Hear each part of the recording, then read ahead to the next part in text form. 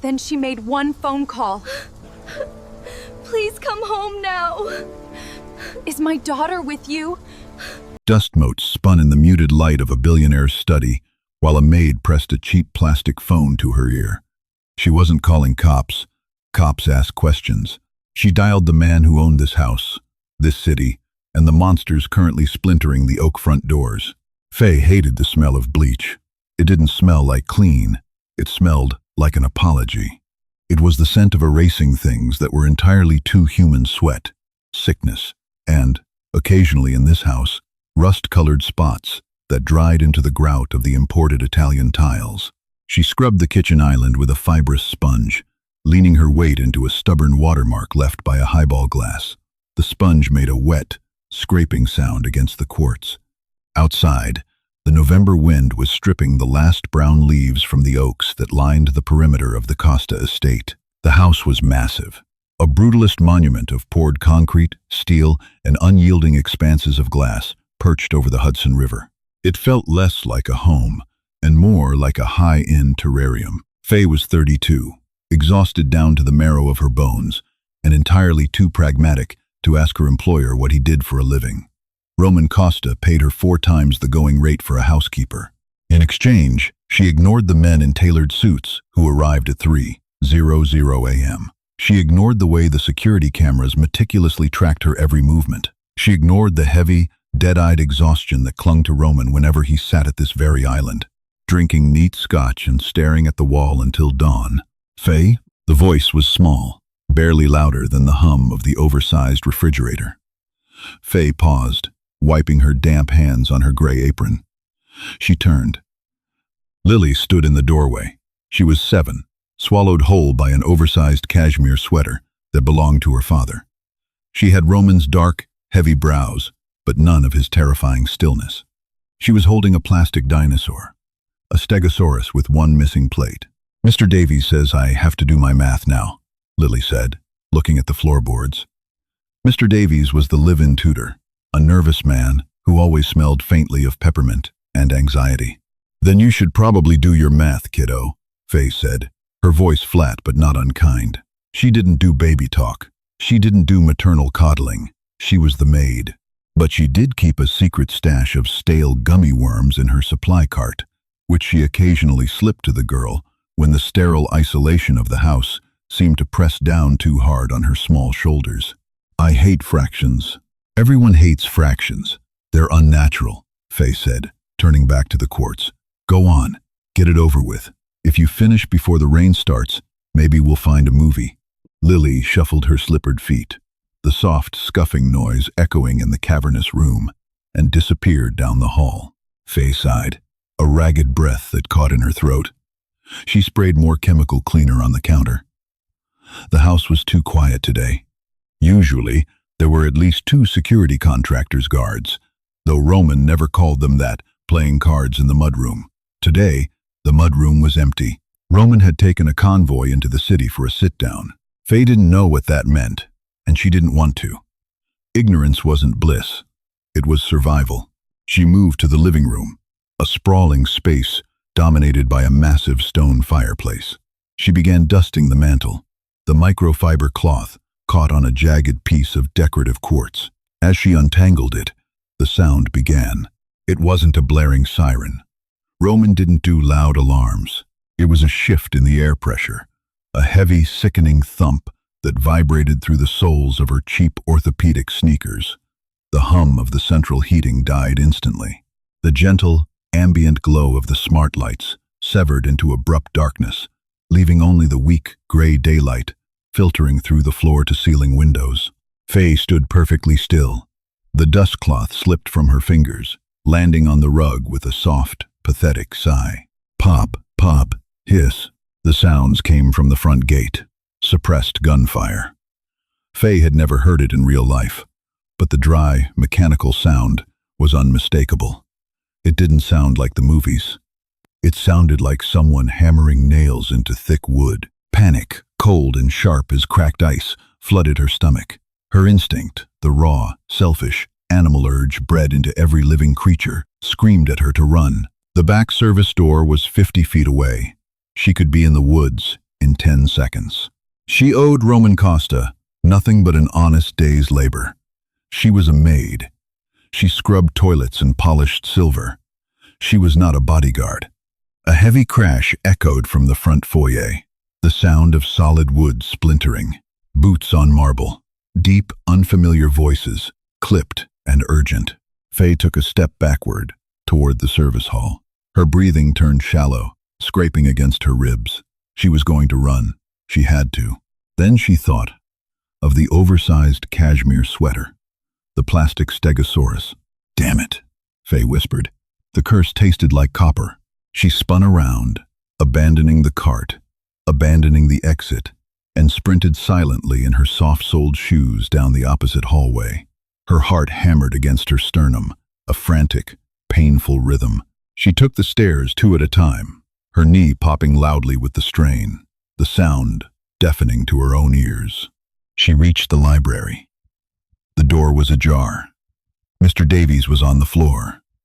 He wasn't moving. A dark, pooling stain was spreading rapidly across the antique Persian rug, soaking into the intricate woven patterns. The smell of peppermint was entirely eclipsed by the heavy, iron-rich stench of fresh blood and the sharp chemical bite of cordite. Faye clamped a hand over her mouth to swallow her own scream. Her stomach violently rebelled, acid burning the back of her throat. She forced her eyes away from the tutor's vacant stare.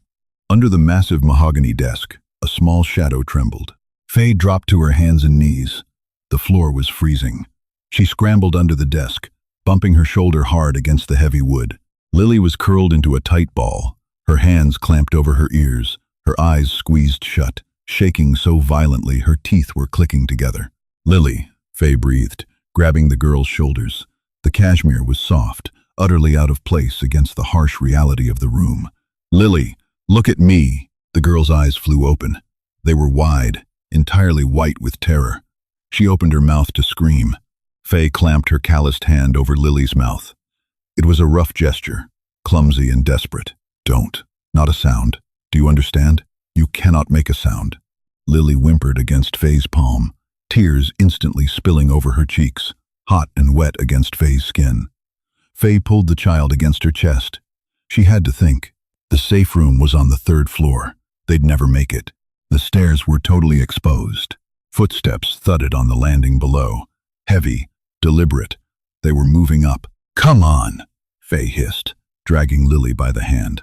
They crawled out from under the desk, giving a wide berth to Mr. Davies's body. Faye's foot slipped on a slick patch of the rug, her ankle twisting painfully, but she caught herself against the bookshelf. She pulled Lily into the adjoining suite, Roman's private office. It was a dead end, no secondary exits, just bookshelves, a massive desk, and a walk-in closet meant for coats. Faye shoved Lily into the closet, plunging them into the darkness of heavy wool overcoats and cedar. She pushed to the very back, feeling the solid drywall behind the hanging garments. Her hand dove into the deep pocket of her apron, fingers scraping past a crumpled receipt and a spare key.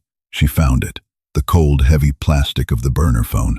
Roman had given it to her 3 months ago. He had walked into the kitchen at 2 in the morning, poured a glass of water, and slid the ugly brick-like device across the counter. "Keep it charged. Keep it on you," he had said, not looking at her. "If you ever dial the only number saved in it, you better be bleeding, or the house better be burning down." Faye's hands were shaking so badly she dropped it. The phone hit the closet floor with a clatter that sounded like a gunshot in the cramped space. "Stupid, stupid, stupid," she mouthed, dropping to her knees, frantically sweeping her hands over the floorboards. Her fingernails caught the edge of the device. She snatched it up, her thumb fumbling awkwardly over the stiff keypad. She pressed the single programmed button. The screen illuminated, a harsh, unnatural blue light that cast long, skeletal shadows across the hanging coats. She quickly covered the screen with her palm to mute the glow. She pressed the phone to her ear. Ring. Below them, on the 2nd floor, furniture was being overturned. Glass shattered. A man shouted something, in a language Faye didn't recognize. Guttural, harsh, full of sharp consonants. Ring. Lily was clinging to Faye's leg, burying her face in the coarse fabric of the apron. Faye could feel the child's ragged, uneven breaths against her thigh. Faye's own breathing sounded like a dying engine. "Ring. Pick up, you arrogant bastard," Faye prayed, the words catching on a sob she violently swallowed down. Click. "Speak." Roman's voice was a low rumble, devoid of any inflection. In the background, Faye could hear the clinking of silverware, the murmur of a crowded restaurant. He was in a meeting. He was eating pasta while his house was being torn apart. Faye's throat tightened. The words stacked up like a pile-up on a highway. She wanted to scream. She wanted to yell at him for leaving them, for bringing this violence into the place where a 7-year-old girl was trying to learn fractions. But panic had stripped her voice down to a frayed wire. "Please, come home now." It was a whisper, barely audible over the static of the cheap connection. There was a fraction of a second of silence on the line. The background noise of the restaurant didn't change, but the texture of the silence on Roman's end shifted. It went from annoyed to absolute, terrifying zero. "Faye." It wasn't a question. He recognized her. Whisper, "Where are you?" "Closet. Your office," she breathed. Her lips were numb.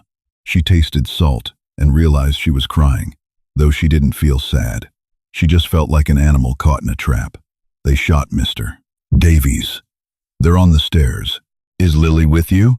The voice was mechanical now, stripped of humanity. "Yes." Faye adjusted her grip on the phone, her sweaty palm making the plastic slippery. "Roman, there are. I don't know how many. They sound big. They sound heavy." "Listen to me very carefully," Roman said. The clinking of silverware in the background abruptly ceased. There was the sound of a chair scraping violently against wood. "Do not move. Do not try to run. If they open that door, you put yourself over her." Faye felt a flash of hot, absurd anger cut through the freezing terror. Put myself over her. Easy for him to say. It wasn't his flesh that was going to catch a bullet meant for someone else. But she looked down at the shaking girl, smelling the faint scent of strawberry shampoo mixed with the cedar of the closet. "How long?" Faye asked, her voice cracking. 15 minutes. Maybe 10 if I drive on the sidewalks." "We don't have 10 minutes, Faye choked out. A door down the hall crashed open. Wood splintered. The intruders were systematically searching the rooms. "Make it 10 minutes, Faye," Roman said. The line went dead. Faye stared at the dark screen. A bitter, hysterical laugh bubbled in her chest, but she choked it down. Make it 10 minutes, as if she could negotiate with time. As if she could politely ask the men with guns to take a coffee break. She shoved the phone back into her apron. She dropped to the floor, pulling Lily into her lap. She arranged her own body awkwardly, wrapping her arms and legs around the girl, essentially turning herself into a human shield of cheap cotton and trembling muscle. The floorboards vibrated. Someone was walking down the hallway toward the master suite and the office. The footsteps were unhurried, methodical. That was worse than someone running. Running meant panic. Walking meant they were professionals. They knew they had trapped their prey. Faye closed her eyes. The darkness behind her eyelids offered no comfort. Her senses went into overdrive. She smelled the dust on the floorboards. She smelled the faint, stale scent of cigar smoke clinging to one of Roman's heavy wool coats brushing against her shoulder. She heard the microscopic squeak of Lily's teeth grinding together in terror. "It's going to be okay," Faye whispered directly into Lily's ear, her lips touching the child's hair. It was a lie. Faye hated lying. "Close your eyes. Pretend we're playing hide and seek." The office door creaked open. Faye stopped breathing. Her lungs burned instantly, protesting the sudden halt of oxygen, but she locked her throat. She pressed her hand tighter over Lily's mouth. Heavy boots stepped onto the hardwood of the office. Thud, thud. A voice muttered something, a low, frustrated sigh. Then, the sound of papers being swept off the desk. A heavy lamp shattered against the wall. They were looking for something, or maybe just breaking things for the sake of it. Faye's muscles cramped. Her left calf seized violently, a sharp, stabbing pain that made her want to thrash. But she remained entirely immobile. She was sweating profusely, the dampness making her clothes stick uncomfortably to her skin. The footsteps moved closer to the closet. Thud. Thud. They stopped right outside the louvered wooden doors. Faye squeezed her eyes shut so hard, colors burst in her vision. She waited for the doors to rip open. She waited for the blinding light of a flashlight. She waited for the deafening crack of a gun. She wondered detachedly if it would hurt or if the lights would simply go out. She hoped it would be fast. She hoped they wouldn't notice Lily under her. A hand grasped the handle of the closet door. The brass mechanism clicked. The louvered door rattled in its frame. Faye braced herself, curling her spine outward, burying Lily's face deep into her stomach. She squeezed her eyes shut, her jaw locked so tight her teeth ached. This was it. The mundane, unremarkable life of Faye, the housekeeper, was going to end on a dusty floor amidst bespoke Italian suits. "Hey, Marco!" a voice barked from the hallway. It was loud, abrasive, heavily accented. The rattling at the closet door stopped. "What?" The man standing mere inches from Faye answered. His voice was a low, gravelly rumble that vibrated through the thin wood of the door. "Bottom floor. They breached the secondary safe. Come, look at this." The man grunted. The brass handle clicked again as he let it go. The heavy boots pivoted and walked away, moving out of the office and down the hall. The sound faded, swallowed by the immense, echoing architecture of the house. Faye exhaled. It was a long, shaky, pathetic sound. Her lungs burned as they refilled with the stale, cedar-scented air. She was trembling so violently, she felt like her bones were rattling against each other. Beneath her, Lily let out a muffled, wet gasp. "Shh, shh." Faye breathed, though she was shaking just as hard. She didn't uncurl her body. She knew better. They were still in the house. The danger hadn't passed. It had just taken a detour. She checked her cheap wristwatch, squinting in the pitch black. The glowing green dials blurred through her tears. 3 minutes had passed. 3 minutes. Roman had said 10. It felt like an entire lifetime had already withered away in this closet. Downstairs, the muffled sounds of destruction continued. A rhythmic, metallic pounding echoed up through the floorboards, someone taking a sledgehammer to the reinforced steel of the basement safe. Roman kept cash down there. A lot of it. Faye knew because she was the one who swept the concrete floor around the vault, pretending not to notice the brick-sized stacks of $100 bills occasionally left out on the counting table. She squeezed Lily tighter. Her calf muscle was still screaming in a localized cramp, but she ignored it. The physical pain was grounding. It kept her from floating away into sheer panic. 5 minutes. The pounding stopped. A heavy silence draped itself over the house, thick and suffocating. It was worse than the noise. The noise meant she knew where they were. The silence meant they could be anywhere. They could be creeping up the stairs right now. They could be standing right outside the office. Faye's ears strained, desperate to catch a micro sound. The hum of the refrigerator downstairs. The wind battering the thick window panes. Then she heard it. The soft, unmistakable sound of tires tearing across wet gravel. Not one car. Several. The engines weren't the polite purr of luxury sedans. They were the aggressive, throaty roars of heavy SUVs being pushed to their limits. The vehicles didn't stop at the gate. A massive, echoing crash reverberated through the entire structure of the estate as the wrought iron front gates were violently breached. Faye's heart leapt into her throat. Roman. But the relief was instantly crushed by a new wave of terror. The men inside the house heard it too. Chaos erupted downstairs. Shouting, frantic and angry, the sound of heavy boots sprinting across the marble floors. "Front! They're at the front!" someone yelled. Then, the world tore open. It wasn't a shootout from a television show, where men exchanged witty banter from behind overturned tables. It was sudden, deafening, absolute violence. The front doors, already damaged, blew completely inward with a sound like a bomb detonating. The concussive wave vibrated all the way up to the 3rd floor, shaking dust from the ceiling of the closet onto Faye's hair. Automatic gunfire ripped through the air. The noise was apocalyptic, a relentless, tearing sound that overloaded Faye's senses. It physically hurt to listen to. It felt like the air itself was being shredded. Lily screamed, a high, piercing wail that was completely drowned out by the roar of weapons. Faye pressed her hands over the child's ears. Though it was futile, she squeezed her own eyes shut, burying her face into the collar of a wool coat, trying to make herself as small as humanly possible. The shouting was chaotic. Commands in English, mixed with terrified screams in other languages. The heavy, wet thuds of bodies hitting the marble floor. The shattering of million-dollar artwork and antique glass. It was messy. It was entirely unchoreographed. It was the sound of a predator returning to its den to find scavengers picking at its bones. Through the cacophony, Faye heard a voice. It didn't shout. It didn't scream. But it cut through the noise of the gunfire, like a razor blade, through silk. Clear the rooms. Leave one breathing. I want to know who sent them. Roman.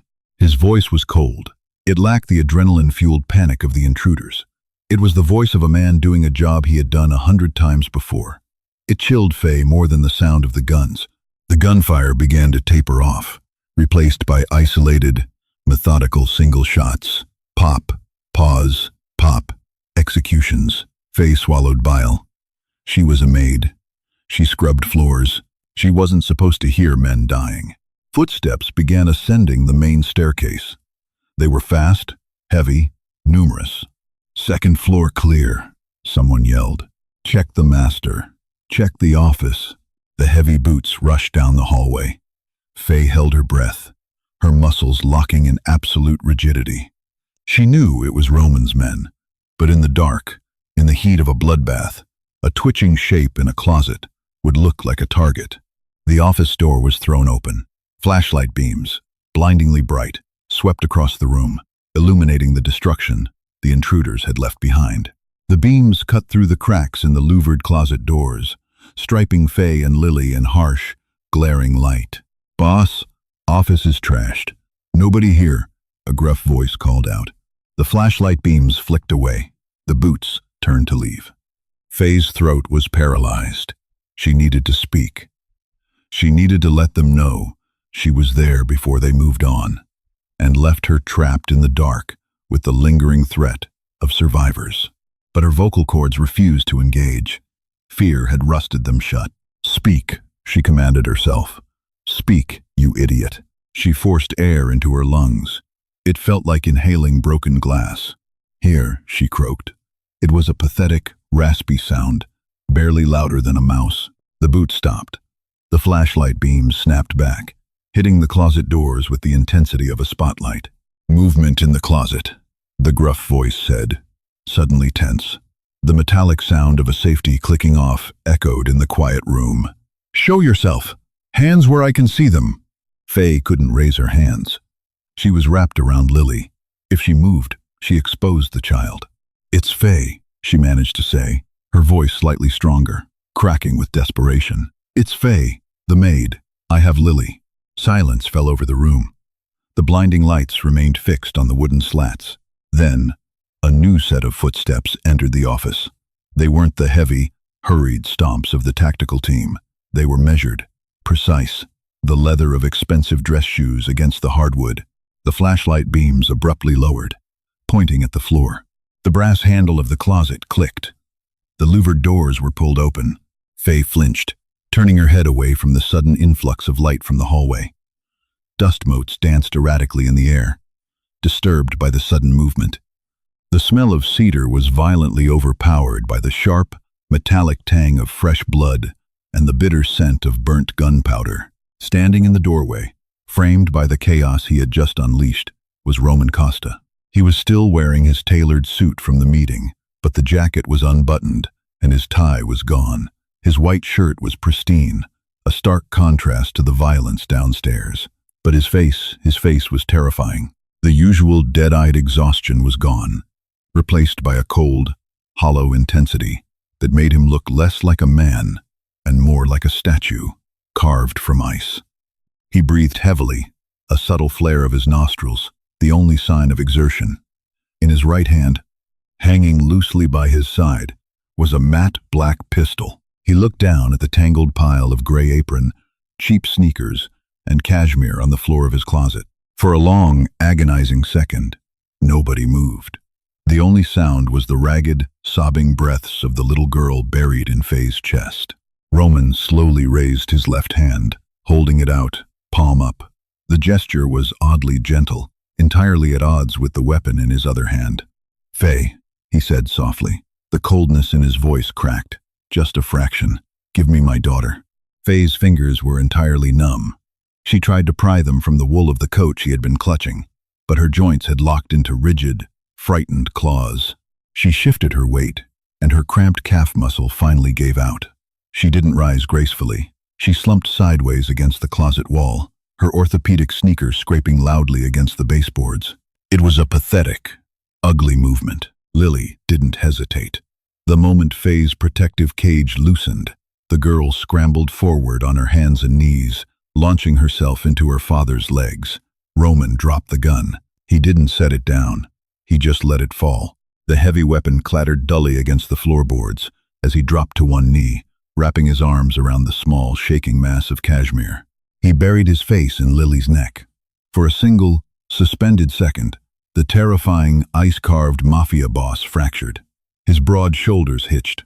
He squeezed his eyes shut, pressing his cheek against his daughter's messy hair, breathing in the scent of her like it was oxygen. Faye watched from the floor, her breathing still shallow and ragged. She felt entirely detached, floating somewhere above her own exhausted body. She didn't feel heroic. She felt like throwing up. Roman opened his eyes. Over Lily's shoulder, his gaze met Faye's. There was no cinematic swelling of music. There was no instant, sweeping romance. What passed between them in that dimly lit closet was heavier than that. It was the crushing, suffocating weight of a life debt. In Roman's world, people killed for money and died for loyalty.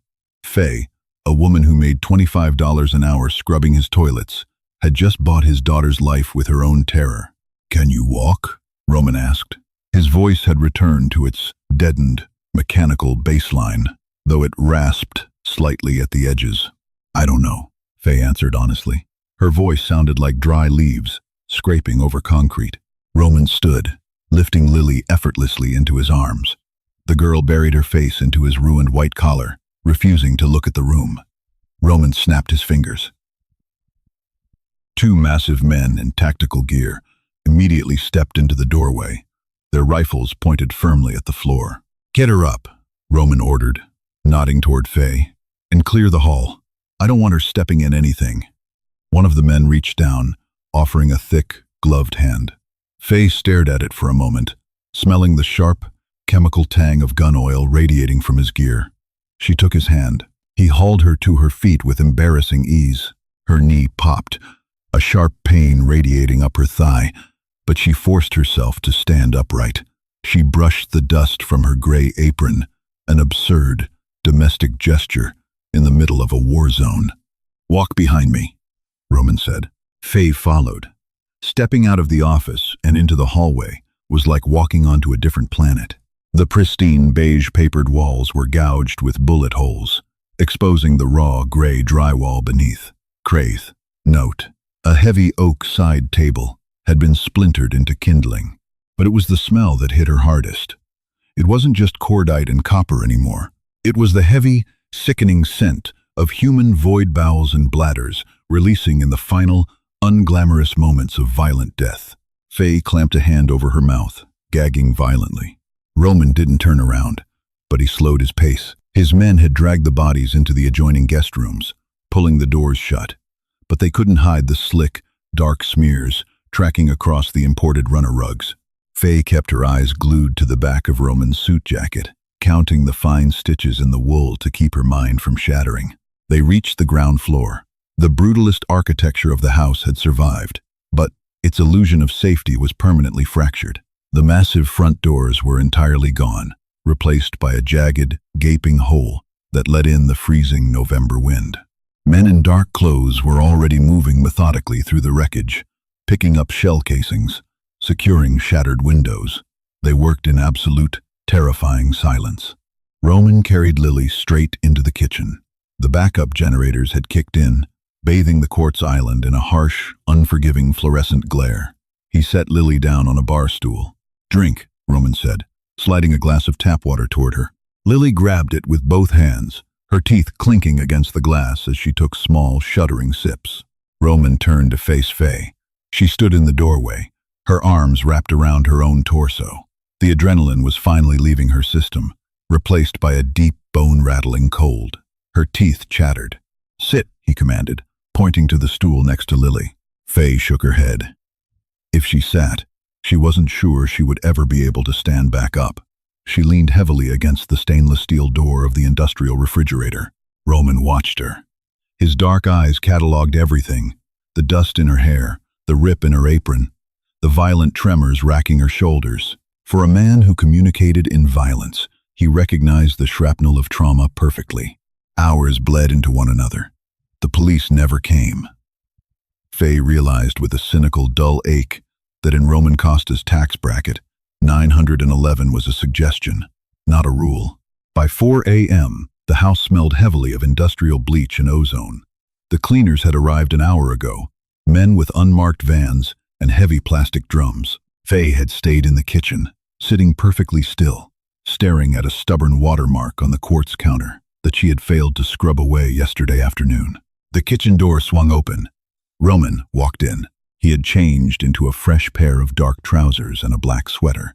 His hair was damp. He looked entirely normal, utterly unbothered by the fact that he had orchestrated a massacre in his own foyer just hours before. He walked to the counter and placed a thick, heavy manila envelope on the quartz. It landed with a dull, substantial thud. "Lily is asleep," Roman said quietly. "My private physician gave her a mild sedative. She won't remember the worst of it." Faye didn't look at him. She stared at the envelope. "Mr. Davies?" she asked, her voice flat. "Taken care of. His family will be compensated beyond their expectations." Compensated. The word tasted like ash in Faye's mouth. You couldn't compensate someone for bleeding out on a Persian rug while a child hid under a desk. "That," Roman said, tapping a long finger against the envelope, "is for you." Faye finally dragged her eyes up to his face. "Severance?"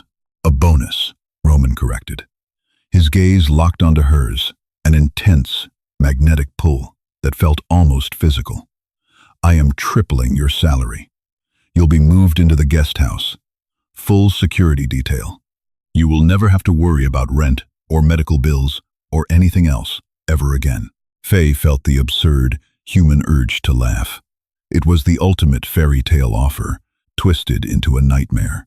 The rich, powerful king offering the lowly maid a place in his castle. She saw the profound, isolating loneliness behind his eyes. He trusted her. In his dark, treacherous world, she had proven to be the only solid thing he could rely on. He wanted to buy that loyalty and keep it locked in a glass box on his estate. Her fingers twitched toward the envelope. She was tired. She was so incredibly tired of struggling, of counting pennies at the grocery store, of taking the bus in the freezing rain. That envelope held freedom. But as her fingertips brushed the rough paper, she smelled it again. The copper, the cordite, the bleach. She looked at Roman, really looked at him. He wasn't a savior. He was a black hole, pulling everything around him into a violent, inescapable gravity. If she stayed, the money would eventually feel normal. The men with guns would feel normal. The blood on the marble would just become another stain to scrub. Faye pulled her hand back. "No," she said softly. Roman's jaw tightened. A micro-expression of genuine shock rippled across his features before he smothered it. "Faye, you don't understand the amount of money in this." "I understand perfectly, Mr. Costa," Faye interrupted, pushing away from the refrigerator. Her legs were unsteady, but they held her weight. "I understand what it costs, too." She reached behind her waist, her fingers fumbling with the knot of her apron strings. She untied it, pulling the gray fabric over her head. She folded it meticulously, lining up the corners with practiced precision, and placed it on the counter next to the envelope. "Pay my regular hours for this week into my checking account," Faye said. "I'll leave the burner phone in my locker." Roman stared at the folded apron. He was a man used to taking whatever he wanted, breaking whoever stood in his way. But he couldn't break her, because she wasn't fighting him. She was simply walking away. "They know your face now," Roman warned, his voice dropping an octave, a final, desperate attempt to bind her to him with fear. "The men who survived, they know you were here." Faye met his eyes. She felt a strange, hollow calm settling over her bones. "I'm a maid, Roman. Nobody looks at the maid." She turned her back on him, picking up her cheap, faux leather purse from the corner hook. She didn't wait for a response. She didn't look back. Faye walked out the service door, stepping into the biting, pre-dawn air. The November wind whipped through her thin jacket. As she walked down the long, sweeping driveway, her sneakers crunching softly against the gravel, she listened to the silence of the woods. It wasn't the heavy, terrifying silence of a besieged house. It was just the quiet of the morning. And for the first time in hours, Faye took a full, deep breath. Did Faye make the right choice walking away? Or could she have survived in Roman's dark world? Let us know your thoughts in the comments below. If this raw, gritty story kept you on the edge of your seat, hit that like button, share it with your fellow drama lovers, and subscribe to our channel for more intense, unromanticized audio dramas. Ring the bell so you never miss a new upload. See you in the next story.